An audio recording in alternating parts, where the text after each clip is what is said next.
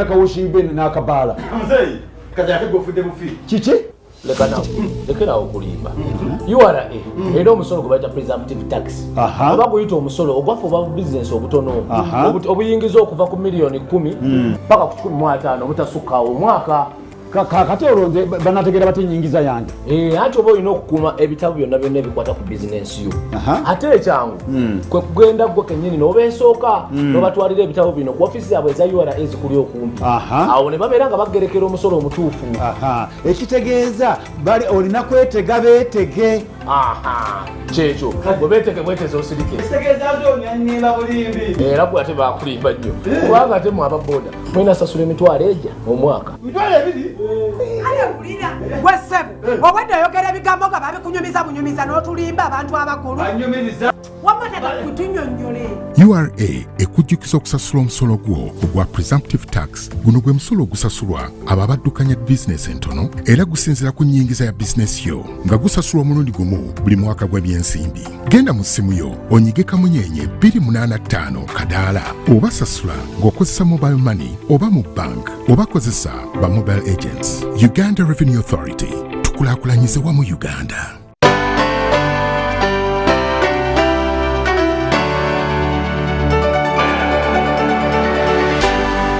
UBC, inspiring Uganda.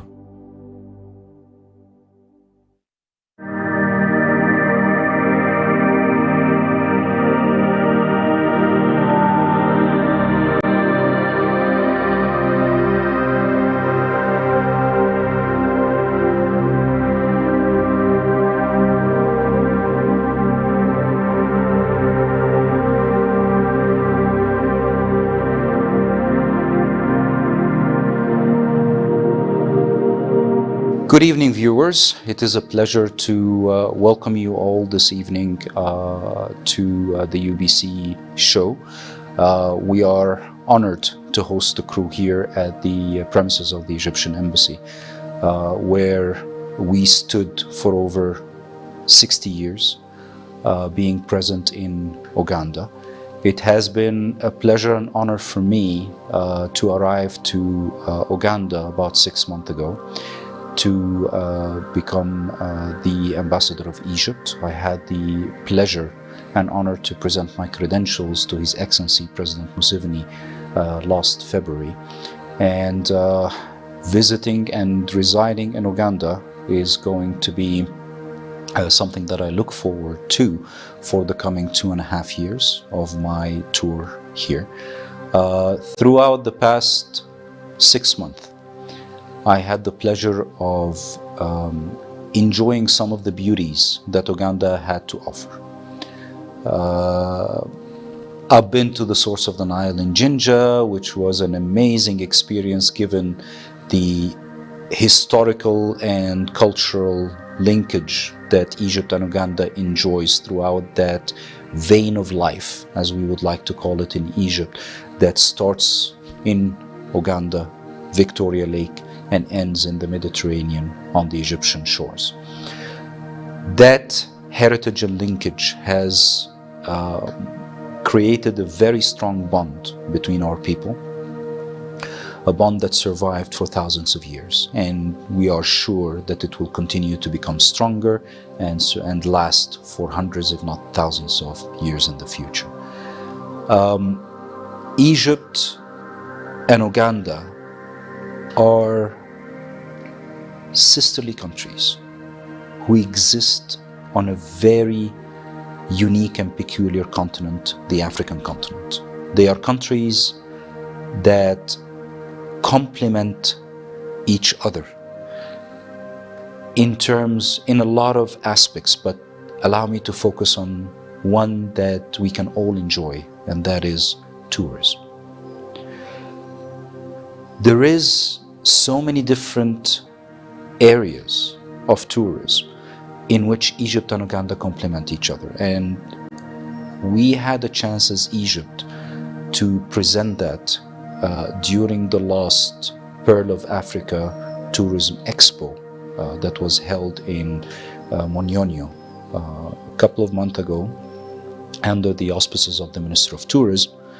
and the Ugandan Board of Tours, where our delegation had a chance to communicate and network with their counterparts in Uganda as well as other African countries. And the astonishing realization is that we have so many opportunities to complement each other as African countries in that field, rather than compete with each other.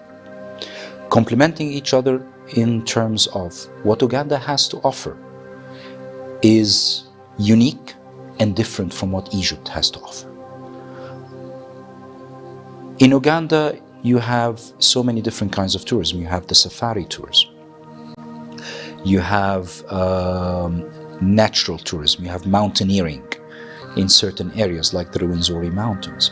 On the other hand, Egypt offers something that is completely different. We offer desert safaris instead of natural park safaris. We offer sports tours in certain areas like beach tourism, beach sport tours, where you would have certain sports like windsurfing and others that is not available in Uganda.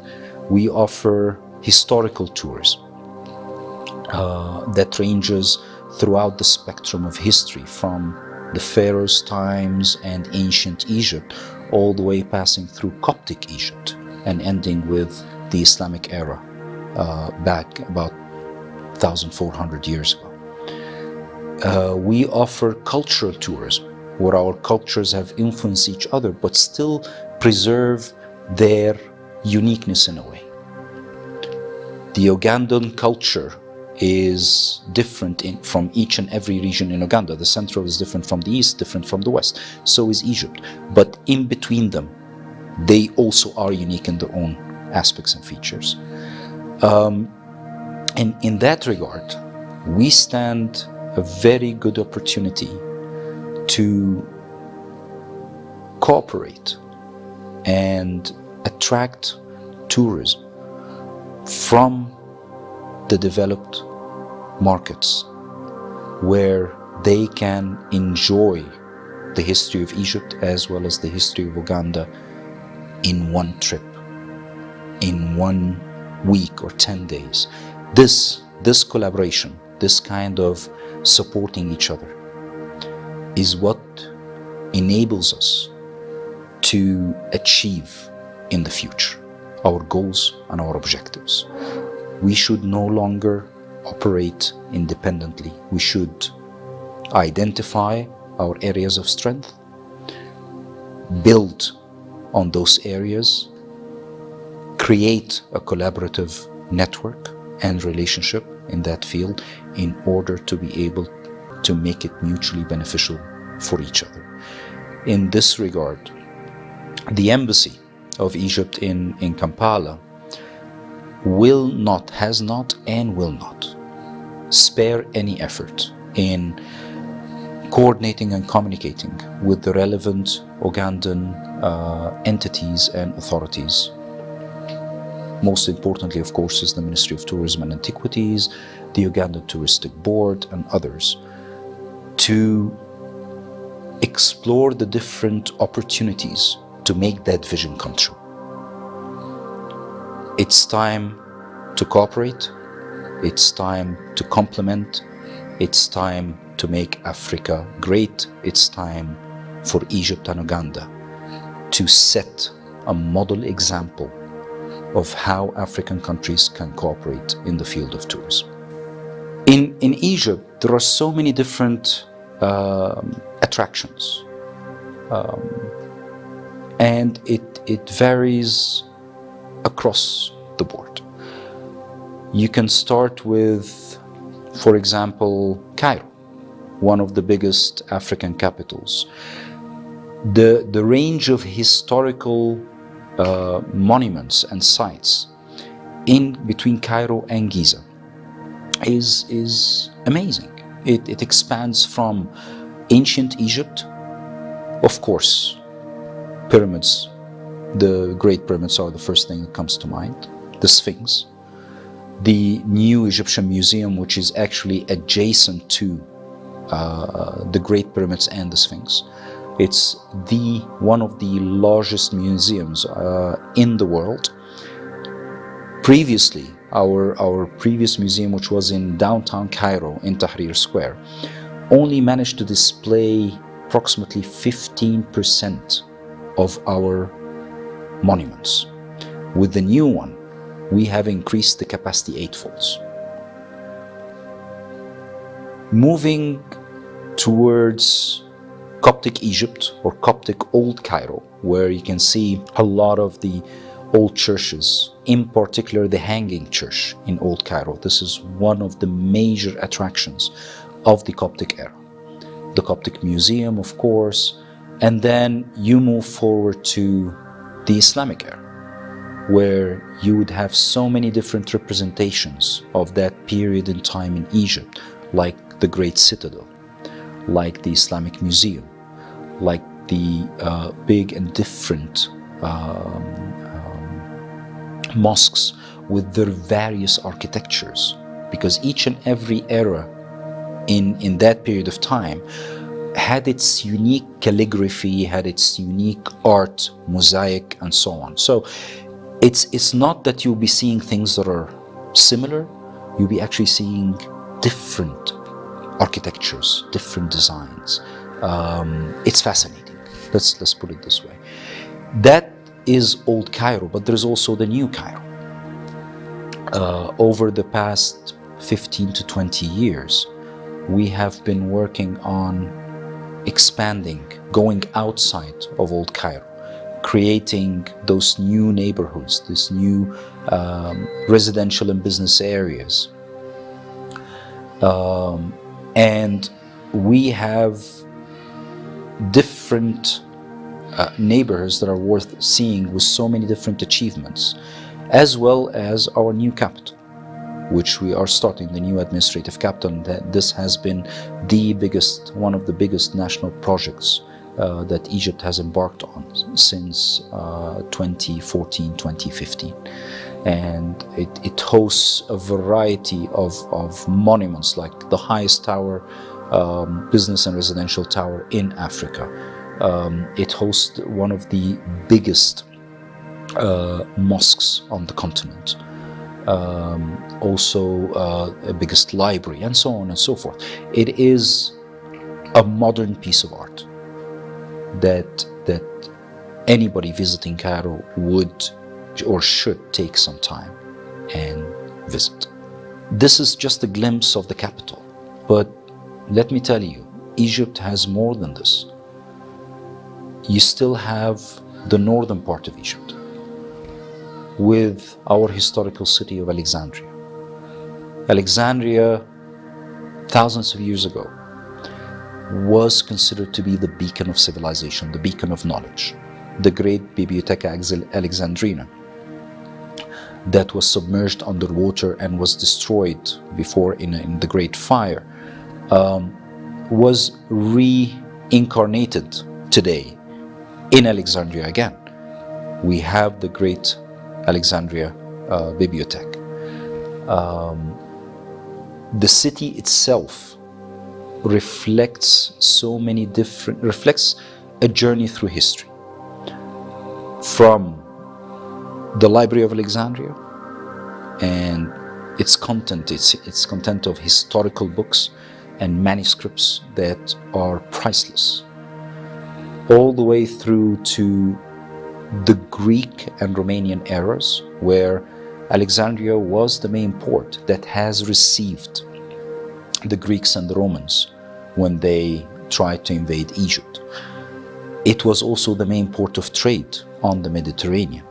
So it not only would receive trade from other civilizations like the Romanian and the Greek, but also from the what is now known as Syria and Lebanon, the Ashurian civilization, and Iraq, the Ashurian civilization, that era. And moving all the way through to the modern times, where now Alexandria is considered to be one of the most modern trading ports and hubs in Egypt. That's only the start of the northern coast, which expands for about maybe 1,000 kilometers.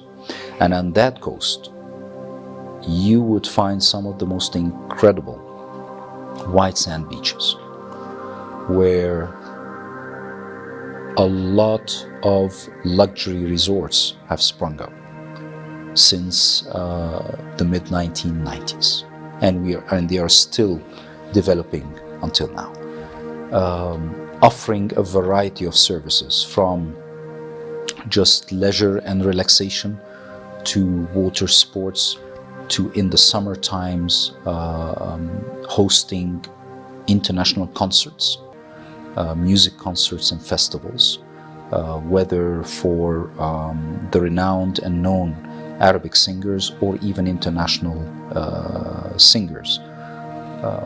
And that the high season for that area is usually summer, which starts sometime around end of May, beginning of June, and lasts all the way until end of August, beginning of September. Moving through that coast all the way to Marsa Matruh, and that is our last big city before the borders. In that particular area, there are a few locations that are considered to be that are natural reserves, and they are fascinating, like the beaches of Agiba, the white sandy beaches of Shati al-Gharam, which we call the Love Beach, because of a very famous black and white movie that was shot there back in the 1930s. And it's because of that movie that tells a love story between two people that it was called the Love Beach. If you decide to visit Egypt in wintertime, starting from September, October, all the way until March, you can always go to the southern part of Egypt. And here you will still find, again, a variety of tourism products and packages that you can enjoy. If you're a diver, definitely. You have to go to Sharm el-Sheikh, you have to go to Dahab, and you have to visit the different diving locations on the Red Sea, starting from Hurghada all the way down to Halaib and Shalatin, the Egyptian Halaib and Shalatin. If you enjoy relaxing, a nice calm beach, go for a relaxed swim and just unwind, then you need to go to Dahab, you need to go to the Red Sea area from Hurghada all the way down south.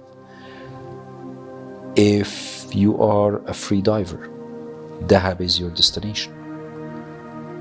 If you're not diving for exploring the reefs, but you are a free diver doesn't use oxygen. And the international location where free divers set world records is the Blue Hole in the Red Sea at Dahab. Then if you are into that kind of sport, that's where you need to go. Now, moving away again from the winter beaches and the warmth of the Red Sea in winter, you can still enjoy a nice night cruise in between Luxor and Aswan, which are two main and biggest cities with historical heritage from the ancient civilization of Egypt. Goes without saying, you will find colossal temples like the Abu Simbel temple. You would have, and we just had an inauguration ceremony for the new, what we call the new Kibash Road, and that is a World Heritage Site. You can, of course, visit Lake Nasser, one of the biggest artificial lakes in the world. And you can also experience the unique culture in Luxor and Aswan by the Nubian people, the Egyptian people in the south, the Nubians. They have a beautiful culture, not just in terms of the way they go about their life and how they live, but also their cuisine is very peculiar. And one of the most amazing things anybody will be visiting that area would be surprised to find is that it is part of the culture to always have a baby crocodile in the house. So Nile crocodiles are actually house pets in the south of Egypt.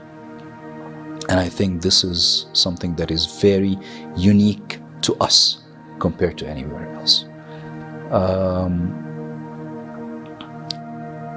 If you are a person who enjoys nature, then we do have our preserves, which have a different feel and vibe to it compared to enjoying nature and nature safaris in Uganda, for example.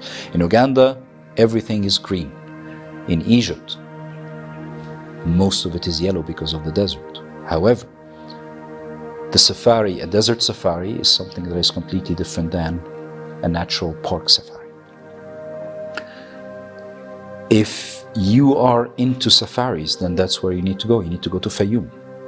You need to visit Wadi Rayyan, which has amazing natural lakes in the desert. We have what we call the magical lake, where it's a lake that just magically appeared in the middle of the desert. We still don't understand how, a few years ago. So, as I have been mentioning earlier, that we do have a very strong relationship between Egypt and Uganda, and that relationship expands over different areas and fields. We've mentioned, or we've highlighted in particular, tourism, but in that aspect we don't just complement each other, but we do assist each other. Egypt does offer, via its bilateral channels with Uganda, multiple opportunities for technical cooperation.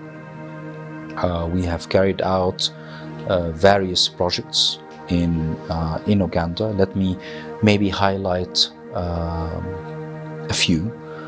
We have completely implemented and established a solar power plant in Busia, which we have handed successfully to the government of Uganda, and that is with the goal of supporting its aim at increasing its electricity production to be able to satisfy the local demand.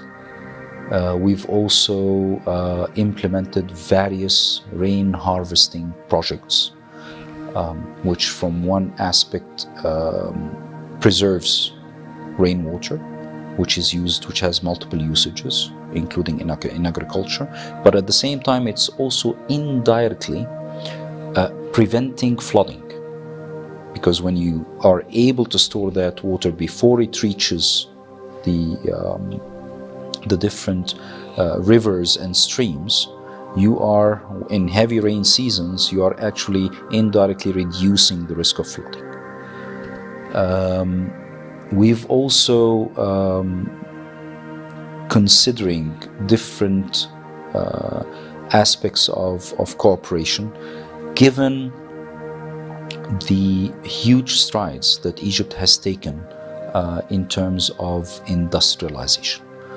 Over the past 10 years, we have been able to create mega industrial zones, which several Ugandan officials have visited in order to be in touch with how technologically advanced these areas are, what kind of models have been employed, in order to understand the best practices that we as Egypt have implemented to create these zones, what were the lessons learned, and in this way Uganda can avoid the mistakes, at the same time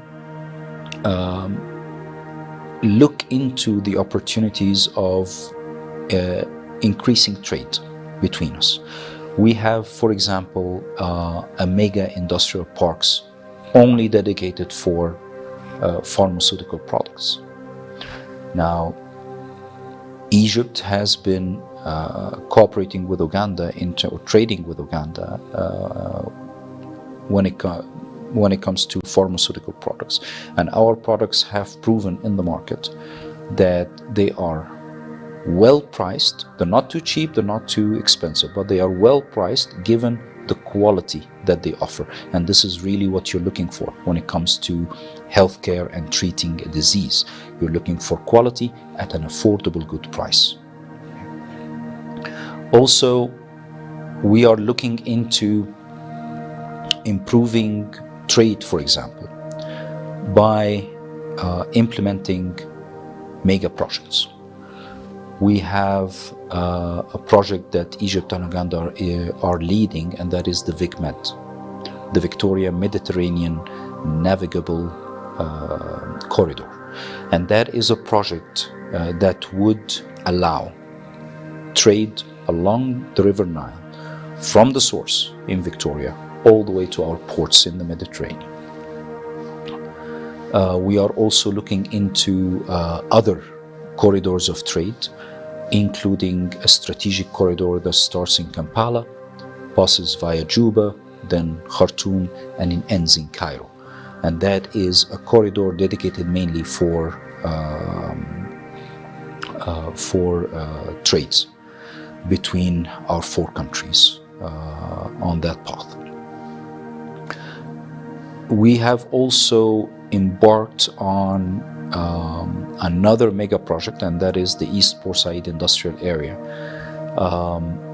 That project comes within a strategy that is in implementation ever since the new Suez Canal was open for navigation.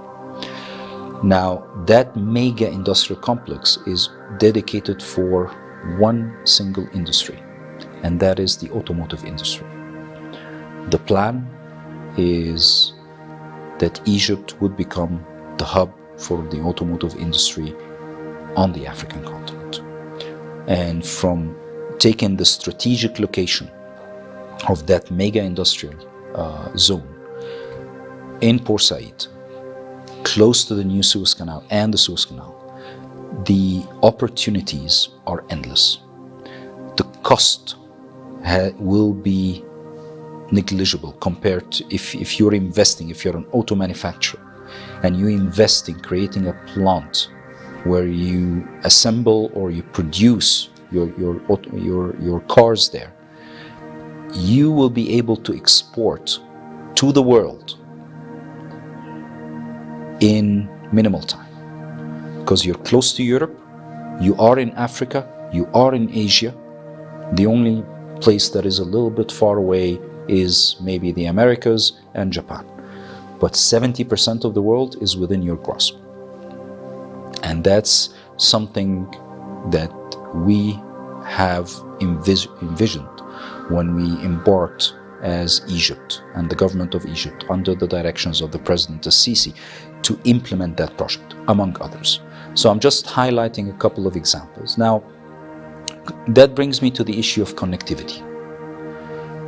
Not just connectivity via the Suez Canal. We have another national monument that connects Egypt to the world, and that is Egypt Air, the oldest African and Arab operating airliner that started back in the 1940s. Egypt Air has a huge presence in Uganda. We have our regional office in Kampala, as well as another office in Entebbe. Egypt Air runs 5 daily flights, and that is among the biggest airlines operating out of Entebbe International Airport. It's a means to an end. It's a means to support collaboration between Egypt and Uganda. It's a means to improve tourism, exchange of tourists between Egypt and Uganda. It is a carrier that can assist in trade via cargo shipments, air cargo shipments. It's a carrier that can bring Egypt and Uganda closer. It has been expanding. We added, I think, the 5th flight just last January. And if things keep on improving, you never know. We might have a daily flight. Let me just make a vote of thanks to our country's leadership, to President Abdel Fattah al-Sisi, to President Yoweri Museveni, to thank their excellencies for their guidance, for their vision, and in particular President Museveni for the hospitality that he, through the government of Uganda, has extended to the Embassy of Egypt and to myself. And I am definitely certain that our leadership, our presidents, will continue to ameliorate the historical relationships between Egypt and Uganda. And finally, allow me to cast a vote of thanks to UBC for bringing our voice, the voice of Egypt through the embassy, to the people of Uganda,